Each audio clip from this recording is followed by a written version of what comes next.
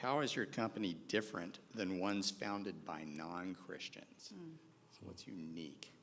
I want to say, I think how God's economy is very different than obviously the world's economy. Yeah. And so he operates with missionaries from Scotland.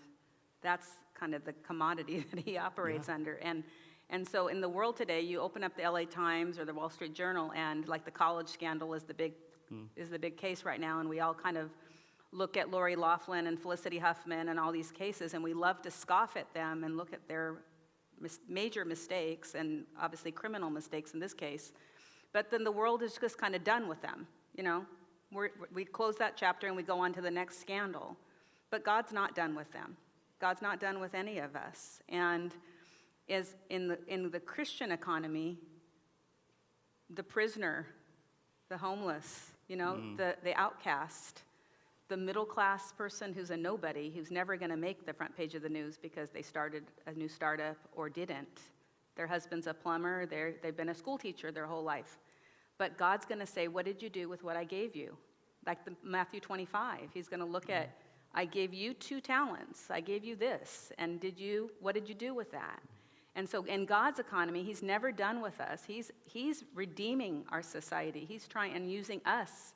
We're part of that story. We're the ones unfolding that story, that gospel story. And so it's a very different economy. And for me, it's a daily thing of reminding myself of that.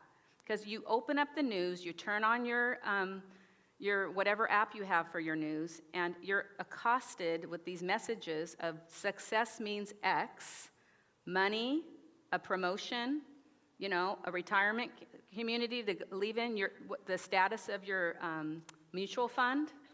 You're accosted with that every day, and then you open up the scripture, and it's a very different message. It's not counter to it all the time, but it's a very different message, and it says, you know, keep yourself from lying and from dishonest practices. You know, whoever wants to love life and see good days will keep their tongue from deceit and from dishonest practices, and will be kind, and, you know, do all these things, and the world doesn't reward you for that necessarily. And so for me, it's this constant daily thing of remembering that God's economy is those missionaries from Scotland. He's looking after those rather than whether that coffee store gets published in a magazine today, and they'll be forgotten about tomorrow. God's still at work.